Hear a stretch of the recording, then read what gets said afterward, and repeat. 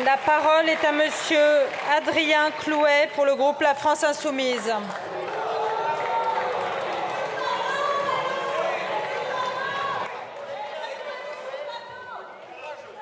Elle arrive un peu plus tard, t'inquiète pas.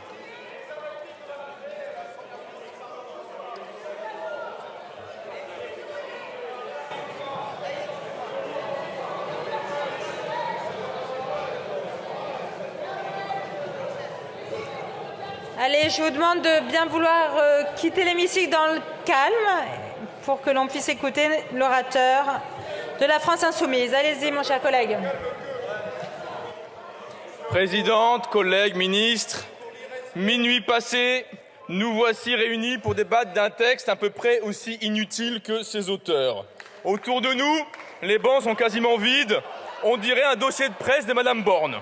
Alors, les optimistes qui nous regardent ce soir se diront peut-être que la Macronie a accepté de débattre un peu plus longtemps de ce projet de réforme des retraites comme nous le demandons depuis des jours. Aurait-il envisagé enfin d'autres pistes de financement plutôt que d'imposer 2 ans ferme à des millions de personnes dans ce pays? Et non, car ce soir, la cruauté du gouvernement peut s'appuyer sur la complicité de 88 lepénistes qui déposent une motion de clôture après 15 jours de semi-vacances en hémicycle. Cette motion est une mauvaise blague. Elle montre ce qui vous importe vraiment, vous-même et votre nombril. Tout le monde ici voit vos mines réjouies et pour cause, vous n'avez servi à rien, vous n'avez rien proposé, vous n'avez pas travaillé, mais vous êtes content.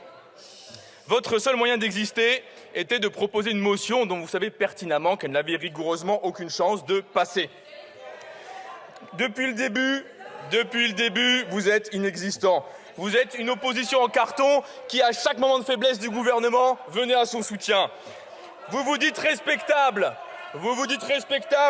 mais il s'agit pour vous, derrière le respect, d'adopter le dictionnaire du petit macroniste en herbe et de tenir tout entier dans vos cravates pour guise d'idées. Car vous ne vous êtes mobilisés que pour repousser en urgence nos propositions.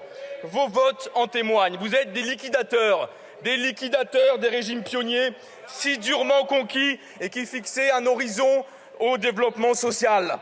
Vous êtes des liquidateurs car il n'y a plus personne, dès qu'il s'agit de rétablir l'ISF, de faire cotiser la bourse, de taxer les dividendes, de mettre la finance à contribution. Vous êtes abstenus pour le moindre centime qu'on irait chercher chez vos amis milliardaires et lorsqu'on tente de sauver les métiers pénibles, tout le monde file à la buvette. Tout cela car vous n'avez rien été d'autre que les porteurs d'eau de M. Dussopt et c'est pour cela que c'est à ce gouvernement que je souhaite m'adresser ce soir. Nous combattrons demain comme hier cette réforme des retraites que nous jugeons injuste et cruelle. Le débat que vous avez voulu empêcher continue dans tout le pays, dans chaque bistrot, dans chaque salle à manger, dans chaque salle des fêtes, il continue. Partout, vous ne pouvez pas tirer le rideau en tripatouillant la Constitution et ses articles. Car rien, absolument rien, n'empêchait l'Assemblée nationale de poursuivre l'examen de votre projet détestable, sinon les hurlements que vous reconduisez ce soir, qui sont assez probants. Vous avez délibérément choisi, toutes et tous, d'empêcher le débat. Pourquoi l'avez-vous choisi? Une partie d'entre vous, car vous n'aimez pas débattre, c'est une chose. L'autre partie, car vous voulez partir au ski dans le week-end, ou peut-être lundi, je ne sais pas. Et à vos yeux, cela vaut bien 2 ans ferme pour tout le monde. Quel mépris de la part de la Constitution, quel mépris du Parlement, quel mépris du droit d'amendement, quel mépris des Français et de leurs représentants, celles et ceux auxquels vous dites n'avoir aucun compte à rendre, pour citer dans le texte le ministre du Travail. Au final, vous avez juste honte de votre projet. Car la retraite à 64 ans, je suis convaincu que beaucoup d'entre vous le savent, ce sont 15 000 personnes en plus tous les ans qui décéderont avant l'âge de départ à la retraite par rapport à la situation actuelle. C'est donc la retraite pour les cimetières, cela vous réjouit, pas moi. Et ce sont des milliers de personnes qui partiront en invalidité ou en maladie chronique, qui ne pourront plus, à l'âge de la retraite, se pencher, faire la cuisine, s'occuper des petits-enfants, pratiquer le jardinage. Mais pour une poignée de milliards, vous êtes prêts à brader le bonheur des gens. D'ailleurs, personne n'assume. personne n'assume. Emmanuel Macron n'a pas dit un mot de ce sujet. Ils vous abandonnent tous en première ligne à vous faire cartonner. Il n'y a plus que Franck Riester pour dire la vérité, et encore malgré lui. Donc, seules nos interventions au cours du débat vous ont obligé à cracher le morceau.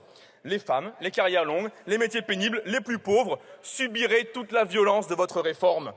Et ce n'est pas faute d'avoir tenté de le cacher avec un dossier de presse faussant les données du Conseil d'orientation des retraites, avec une étude d'impact indigente et même pas une seule comparaison internationale. Pourtant, d'habitude, vous trouvez toujours un pays où on arrive à torturer un peu plus les gens que chez nous pour nous dire que c'est le modèle indépassable de la civilisation humaine. Mais là, silence radio, car tous les pays qui repoussent l'âge de départ à la retraite plongent les gens dans la pauvreté, et votre idéal d'existence semble être de mettre des gens de 70 ans obligés à fouiller des poubelles pour survivre. Et oui, non seulement vous avez pratiqué toutes ces magouilles, non seulement vous vous êtes attaqué à l'ensemble de la population du pays qui rejette à une majorité écrasante votre projet, mais vous avez attaqué certaines parties spécifiques de la population. Les femmes, non seulement vous les huez comme elles parlent, on le voit depuis quelques jours, mais en plus, vous leur facturez 60% des trimestres obligatoires que vous rajoutez.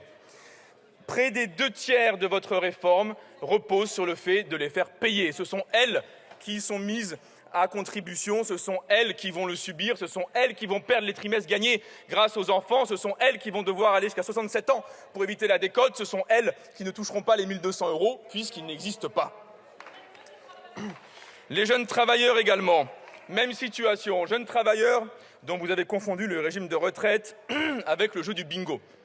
Nous n'avons aucune confiance dans vos engagements après ce que vous nous avez raconté sur les carrières longues.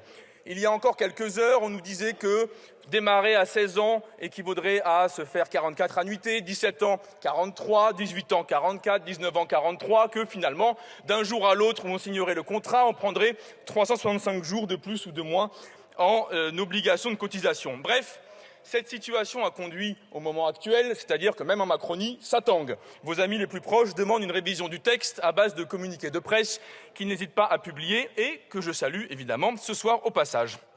Mais vous n'avez au final, au cours de ce débat, au cours de cette dizaine de jours, vous n'avez répondu à aucune des questions, non seulement de l'opposition, on peut comprendre, vous n'aimez pas l'opposition, mais vous n'avez même pas répondu aux questions venant de vos propres services, préférant voler d'arnaque en arnaque jusqu'au plantage final de la réforme. L'Institut des politiques publiques nous annonce que les retraités vont perdre de l'argent suite à votre fausse augmentation, à la suite des baisses d'APL et d'ASPA. Vous sifflotez innocemment comme si de rien n'était. Le ministère du Travail annonce 90 000 chômeurs en plus chaque année. Vous regardez en l'air, tranquille. L'OFCE nous annonce que les salaires vont baisser de 3% dans la décennie si votre réforme entre en vigueur. Vous faites des mots croisés. Des fois que vous ayez des scrupules en vous regardant dans la glace ou que M. Attal ait retrouvé ses fiches, je tente une dernière question pour la nuit. Combien de personnes partiront avec une pension à 1 200 € chaque année? Le monsieur Dussopt de décembre disait 2 millions. Le monsieur Dussopt de janvier disait 200 000. Le monsieur Dussopt de février dit 40 000. Entre nous, je n'ai pas envie de rencontrer le monsieur Dussopt de mars. Et vous n'y répondrez pas à toutes ces questions. Vous n'y répondrez pas, car depuis le début, vous êtes totalement indifférent à la question du financement des retraites. On vous a proposé 1669 moyens différents de les financer, par le biais d'autant d'amendements correspondants, et vous les avez rejetés tous, sans aucune exception, sans aller chercher le moindre rôle chez les profiteurs, mais toujours à pleurer des grosses larmes dès qu'on parle d'imposer les riches, alors que l'impôt sur la vie de toutes et tous, ça convient à tout le monde, dans la joie, dans l'allégresse. Alors, depuis 10 jours, vous nous forcez à examiner en 4e vitesse un texte scélérat. Eh bien, ce texte, non, nous ne l'avons pas voté, nous ne le voterons pas, et vous ne nous soumettrez jamais pour ce faire. Car la bataille dont nous parlons ce soir n'a connu que sa première manche. Le pays a compris la plupart des mensonges, ce n'est pas compliqué, dès que vous parlez, il y en a un, la chose est aisée à entendre. Le pays a compris que M. Macron et Mme Borne disposent du soutien servile du Rassemblement national en roue de secours. Et c'est pourquoi il est prêt à la vraie motion de censure, la motion de censure du plus grand nombre, celle de 70 millions de Françaises et de Français qui sont mobilisés dans les réunions publiques, dans les manifestations, sur les places publiques, dans les grèves, partout où il n'y a ni vous, personne à droite. Enfin, Cette motion de censure, c'est la motion de censure populaire, celle qui vise à mettre la France à l'arrêt le 7 mars, et on compte sur elle pour vous bloquer tous et toutes.